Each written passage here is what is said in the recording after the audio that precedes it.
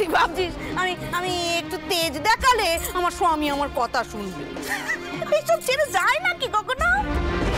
ঠাকুমা, এসব তুমি কি বলছো ঠাকুমা? এসব কথা বড় মার কানে গেলে কি হবে ভেবেছো? চোরের আবার কিসের মার? করোনা, বেরোতে হলে এক কাপড়ে বেরোতে হবে। পারবে? সে সাহস আছে তোমার?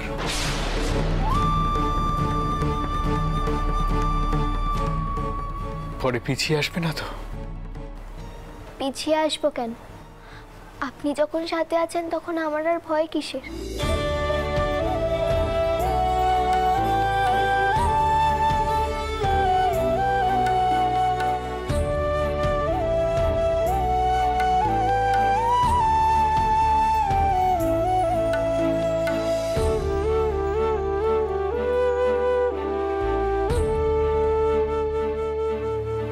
তাহলে চলো।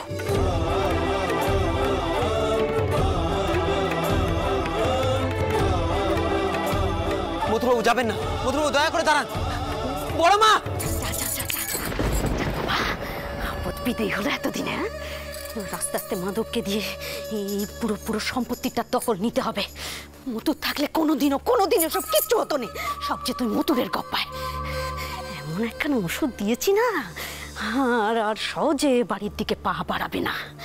থাক থাক থাক থাক, যেখানে যাচ্ছিস সেখানে শান্তিতে থাক, তাহলে আর এই বাড়ির দিকে অন্তত পা পড়বে না।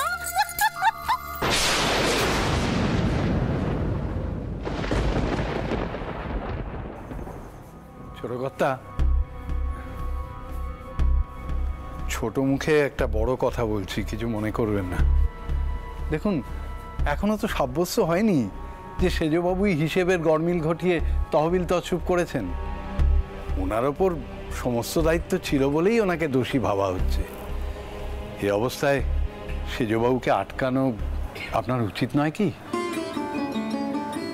দেখুন, বড় কর্তা বেঁচে থাকলে বোধ করি সংসারে এমন ভাঙন ধরতে উনি দিতেন না।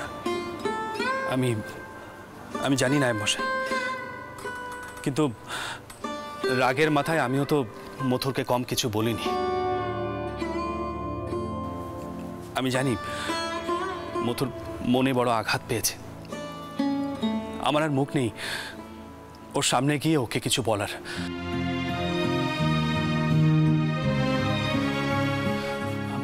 আপনি দেখবেন ওদের যেন কোনো অসুবিধা না হয়।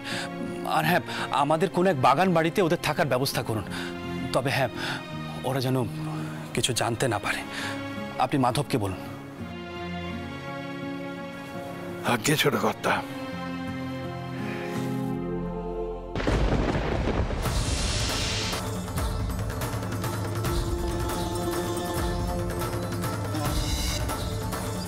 মতুল, মতুল,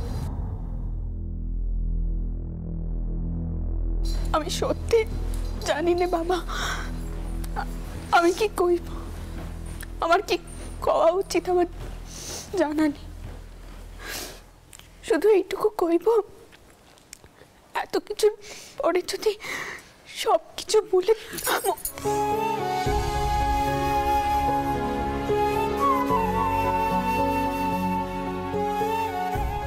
আমায় আশীর্বাদ করবেন মা, যেন আপনার ভরসার যোগ্য হয়ে উঠতে পারি।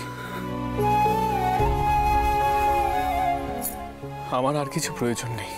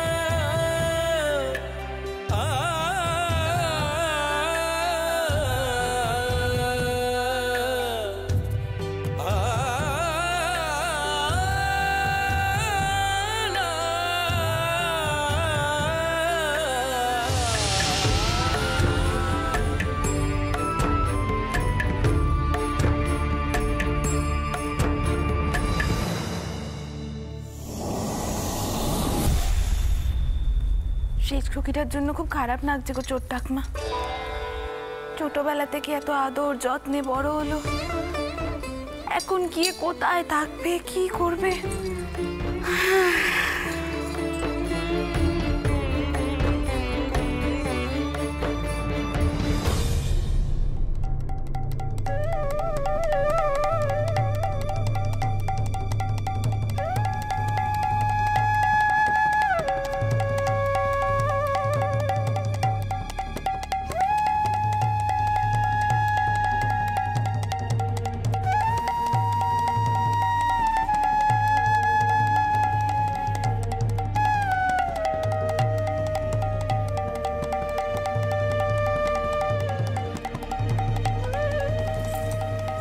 ঠাকুরপো কেন এলো না রে বউ?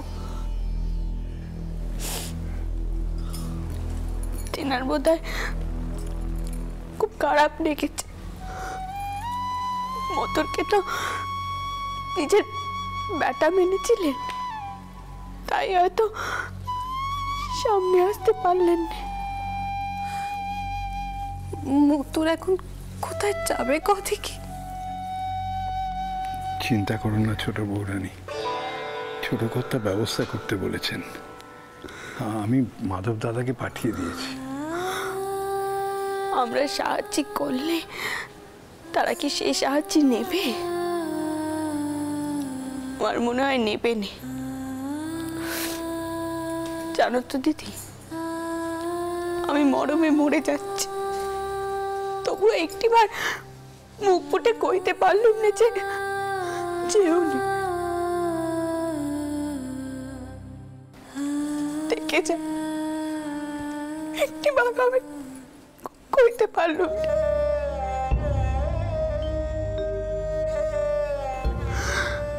আমি জানি না এখন দুটিতে কি করবে, কোথায় যাবে, আমি কিচ্ছু জানি না আমি।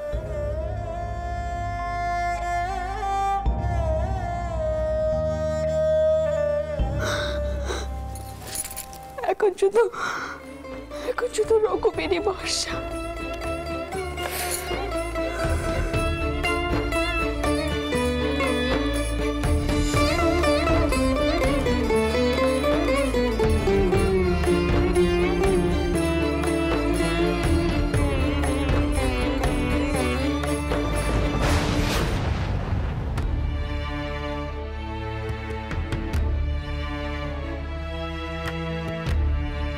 দাঁড়ান মথুরবাবু, জ্যাঠামশাই বলেছেন আপনাদের পৌঁছে দিতে।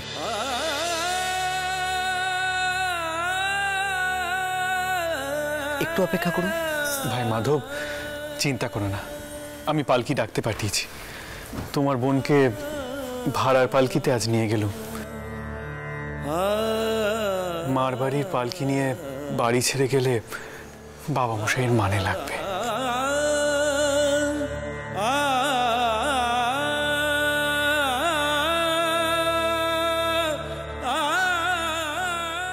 চলো করো।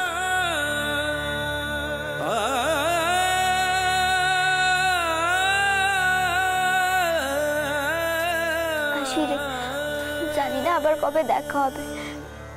তুই ভালো থাকিস কেমন? বসেছি দিদি, আমাকে তোমাদের সাথে নিয়ে চলো না।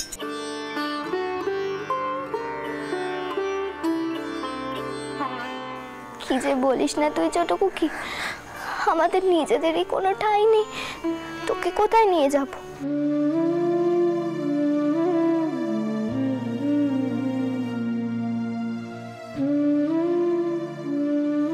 দাদা, ছোট কুকির বাড়ি ছেড়ে যাওয়ার খুব শখ হয়েছে। ওর এবার বিয়ে দাও, ঘর ছেড়ে সৌর ঘরে যাক এবার।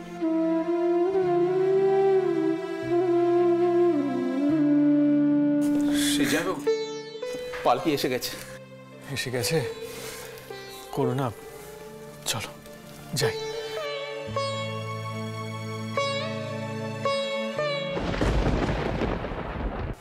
এমন করে রাগ করবেন না মথুরবাবু, কিছুদিনের জন্য না হয় আমাদের একখানা বাগান বাড়িতেই ঠাঁই নিলেন, এতে আর এমন কি মান যাবে বলুন? তারপর না হয় অন্য কোথাও। মধুর, মধুর, আমি বলছি আমার চৌরঙ্গি বাড়িখানা ফাঁকাই পড়ে আছে, আর পুত্রের কল্যাণে তো আমাকে সোনাবেড়াতে থাকতে হচ্ছে, ওখানকার বাস নেই বলতে পারো। তুমি যদি চাও বাড়িতে। আপনাদের অশেষ করুণা। তবে কি জানেন তো, এই সিদ্ধান্ত আমি আমার জন্য নিইনি, করুণার সম্মান রক্ষা করার জন্য নিয়েছি।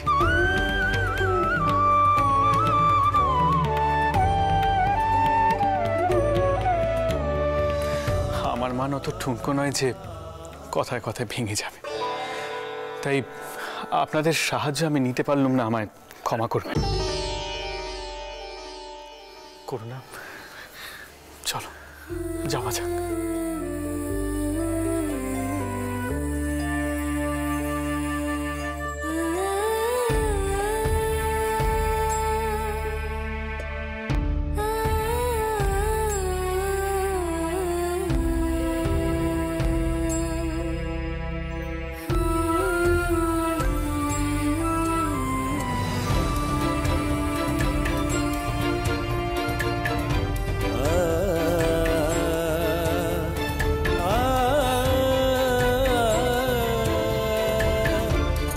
রঘুবীর, রক্ষে করো, রক্ষে করো ওদেরকে, রক্ষে করো।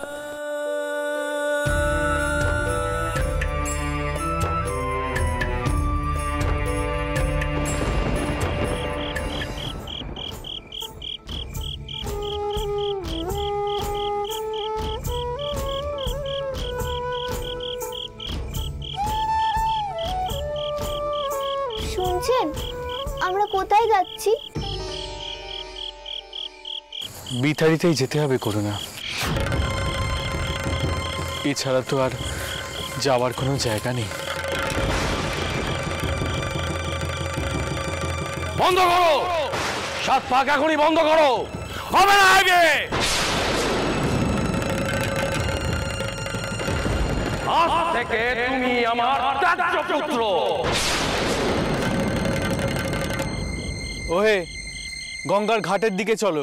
আজ্ঞে বাবু। বলছিলাম কি বিথাড়িতেই যেতে হবে? কেন, ভয় করছে? না, ঠিক ভয় না, আমি আসলে আপনার কথা ভাবছিলাম। ওখানে গেলে যদি আপনাকে আবার অপমানিত হতে হয়, কটু কথা শুনতে হয়। অত ভেবো না, যা হবে দেখা যাবে, আগে বাড়িতে পৌঁছই। দাদার সাথে সবার আগে যোগাযোগ করতে হবে। কিন্তু এত রাতে তেনাকে পাবেন কোথায়? সেই তো বাড়িতেই ঢুকতে হবে। দাদার আগে অনেক রাত অবধি বাড়ির বাইরে পাইচারি করার অভ্যেস ছিল, অবশ্য এখন জানি না সে অভ্যেসটা আছে কিনা। বাবা মশাই নিশ্চয়ই নিজের পছন্দের বউঠান এনেছেন। যাই হোক, আগে বাড়ি পৌঁছাই, তারপর না হয় অবস্থা বুঝে ব্যবস্থা।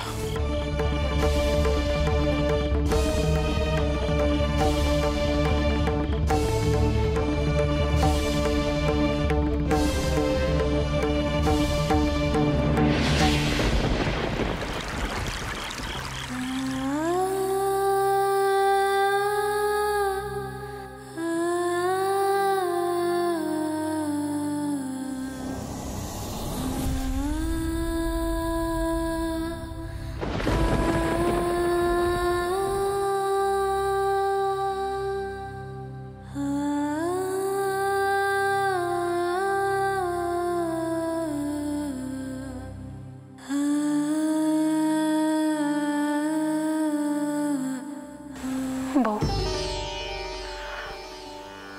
চ ঘরে চ, ঠাকুরপো ঘরে এসেছে, তোকে ডাকছে, খুব অস্থির হয়ে আছে জানিস। জানো তো দিদি, বড় জামাইয়ের বাপ বঙ্কিনে আমার ঠিক ভালো ঠেকছে না। আমি কয়েকবার দেখলাম সে কেমন যেন এদার ওদার লুকিয়ে বেড়াচ্ছে। আমার মনে হলো সে কিছু কইতে যাচ্ছে, কিন্তু জানি না সে এই বিষয়ে কিছু জানে কিনা। এসব কথা এখন থাকবো? চল করে চল। ঠাকুরপোর মন মেজাজ ভালো নেই, তুই তো জানিস। চল। তাই যাই দিদি, সত্যি তো আর কিচ্ছুটি করবার নেই। যা হওয়া তা তো হয়েই গেছে।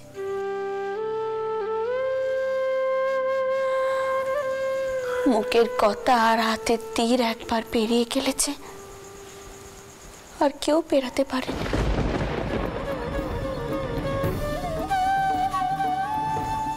কেউ পেরাতে পারেনি।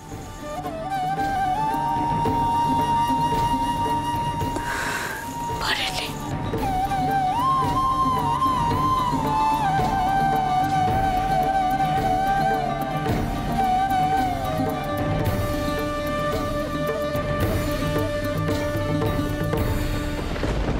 রানী, রানী, এ তুমি কি করলে? কি করলে তুমি? ওদেরকে তুমি আটকাতে পারলে না? মথুর তো তোমাকে মা বলে, তুমি বললে কি মথুর শুনতো না? সে তো আপনাকেও নিচের বাপের মতোই ভক্তি চিন্তা করে। সেটাই তো কথা। আমাদের যদি ওরা এত ভক্তি করতো, এত মান দিত, তাহলে আমার দু চারটে কথা ওদের এত রাগ হতো না। আর মথুর কি করে ভুলে গেল?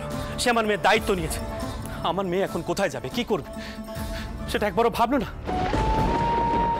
আর মথুরের বাবা যে ব্যবহারখানা করেছিল, তারপরে মথুর কি করে আমার মেয়েকে সেই বাড়িতে নিয়ে যায়, আমি তোকে বিচক্ষণই ভেবেছিলাম। তারা মথুরের বাড়ি মানে বিতাড়িতে ফিরেছে? কোথায় আর যাবে? কলকাতা ওদের আর কে আছে? আপনাকে কি কইল? প্রত্যুষ মাঝিরা ঘাটে ছিল, মাঝিরা এসে সর্দারকে বলেছে। রানী, আমি ভাবতে পারছি না, আমার দু চারটে কথায় মথুরের এত রাগ হলো যে একেবারে বাড়ি ছেড়ে চলে যেতে হলো। কই, ওর বাপ যে সকলের সামনে ওকে জুতো পেটা করলো। রাতে তার রাগ হয়েছিল, কিন্তু অসম্মান হয়নি। বাপের রাগ সহ্য করা যায়, তো অপমান সহ্য করা যায় না। ওকে বোধহয় অতগুলো কথা না বললেই ভালো হতো।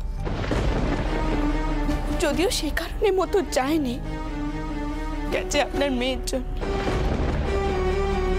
আপনার মেয়ের মানে নেগেছিল, আর নাগবে নাই বা কেন বলুন তো? পদ্ম আর ছোট করিমা যেমন ভাবে করুণাকে সারাদিন অপমান করে, তারপর সে আর কত সহ্য করবে? কাজটা মোটেও ঠিক হয়নি রানী, ঠিক হয়নি। রানী, রানী, তুমি মথুরকে ফিরিয়ে আনো, ফিরিয়ে আনো। আমি জানি তুমি মথুরকে ফিরিয়ে আনতে পারবে, তুমি পারবে। ও যে আমাদের বেটা। সত্যি আমি যে কেন অনেক দেখলে যে আমি সহ্য করতে পারি না। মথুর যে আমার ডান হাত হয়ে উঠেছিল। আমার বয়স বাড়ছে রানী, আমার এত বড় কারবার এখন কে সামাল দেবে? শরীরে তো এখন আর বল পাই না, মন চাইলেও যে শরীর চলে না, একটু দিতে যে হাফ ওঠে। রানী, রানী, তুমি মথুরকে ফিরিয়ে আনো, ফিরিয়ে আনো রানী। আমি জানি তুমি মথুরকে ফিরিয়ে আনতে পারবে, ফিরিয়ে আনতে পারবে রানী। আপনি এমন উত্তেজিত হবেন না, শান্ত হন, শান্ত হন।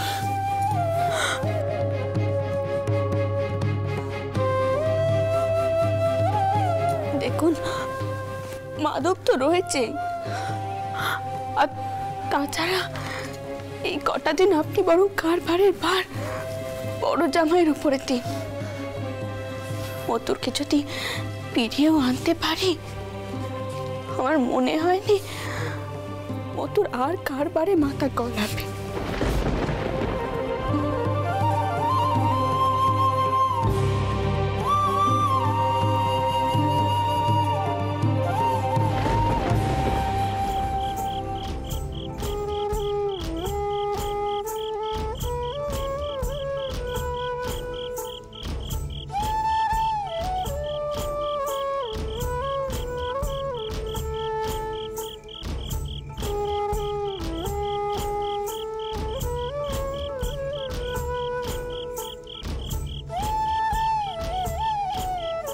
তোমার খুব কষ্ট হচ্ছে, তাই না? এতটা পথ পায়ে হাঁটা অভ্যেস নেই, তার উপর আবার অচেনা পথ। না না না, আমি ঠিক আছি। আর কিছুটা গেলে আমরা বিধারিতে পৌঁছে যাব। এইটুকু পথ একটু কষ্ট সহ্য করে নাও।